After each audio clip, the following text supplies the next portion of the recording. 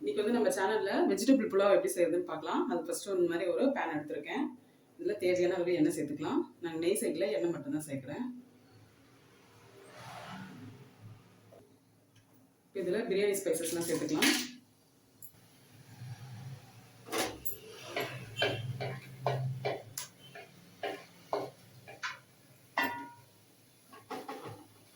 இதில் 2 பச்சை மிளகா கீரி வச்சுருக்கேன், அதை சேர்த்துக்கலாம்.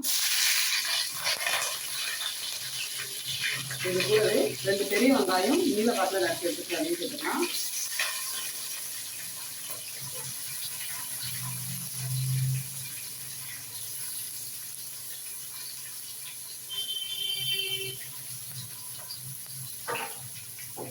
நல்லா வதங்கட்டும்.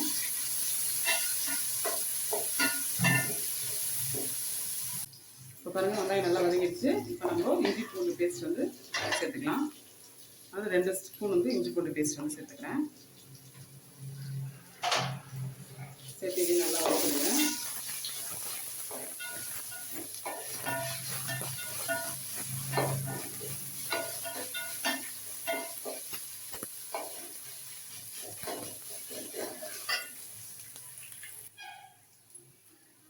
இஞ்சி பூண்டு பேஸ்ட்லாம் சேர்த்து வதக்கணுன்னே இதில் புதினா கொத்தமல்லி சேர்த்துக்கலாம்.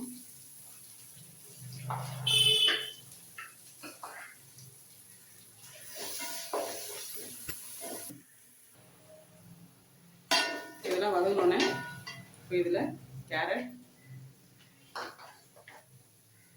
பீன்ஸ், உருளைக்கிழங்கு, அப்புறம் பட்டாணி இதெல்லாம் சேர்த்து நல்லா வதக்கிடுங்க.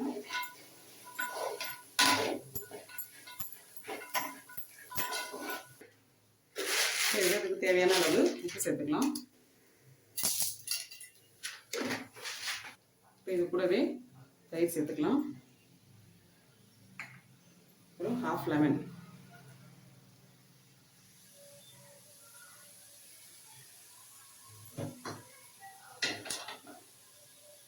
இதையும் சேர்த்து நல்லா மிக்ஸ் பண்ணிக்கலாம்.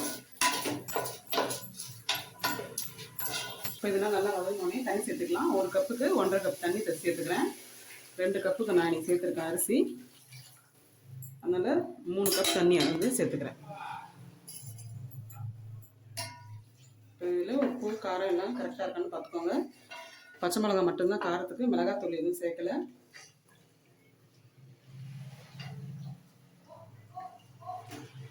தண்ணி கொதிக்கட்டும்.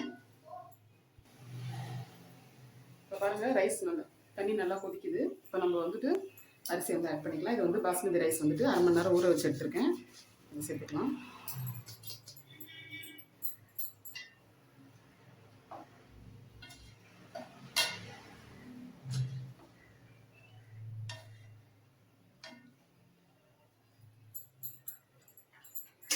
இதை அப்படியே மூடி வச்சுருவோம். கொஞ்சம் நல்லா கொதிக்கட்டும்.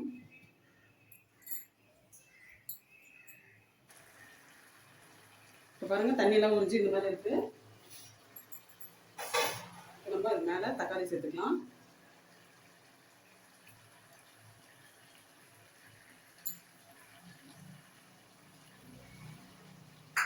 நான் ஃபஸ்ட்டே பச்சை மிளகா வந்துட்டு கம்மியாக தான் ஆட் பண்ணேன். இப்போ சேர்த்துக்கிறேன் பச்சை மிளகா மேலே. நீங்கள் ஃபஸ்ட்டே இதை வந்து ஆட் பண்ணுறதுன்னா ஆட் பண்ணலாம். நான் ஃபஸ்ட்டு 2 மட்டும் சேர்த்துருக்கேன். இப்போ கொஞ்சம் ஆட் பண்ணியிருக்கேன். இது மேலே முந்திரி,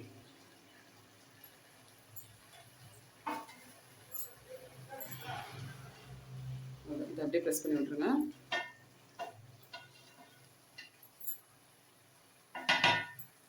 இதை அப்படியே மூடிட்டு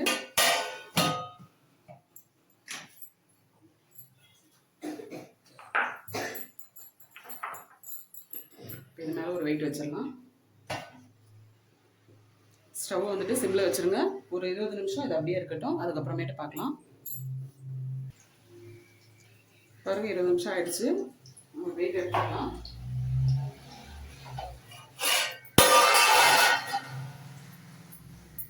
சூப்பராக நம்மளுக்கு இந்த மாதிரி மேலே எழுப்பு நினைச்சா நமக்கு நல்லா வெந்திருக்குன்னு அர்த்தம்.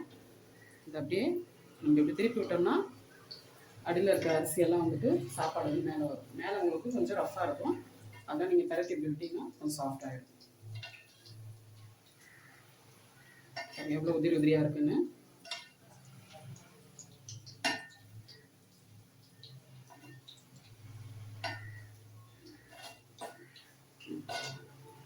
அது அப்படியே இன்னொரு 10 நிமிஷத்துக்கு நீங்கள் அப்படியே வச்சுட்டு அதுக்கப்புறம் எடுத்து சர்வ் பண்ணலாம்.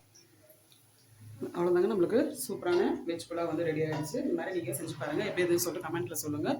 இந்த வீடியோ உங்களுக்கு பிடிச்சிருந்தா லைக் பண்ணுங்கள், ஷேர் பண்ணுங்கள். மறக்காமல் தஞ்சை கிச்சன் கலாட்டாக்கு சப்ஸ்கிரைப் பண்ணாதவங்க சப்ஸ்கிரைப் பண்ணுங்கள்.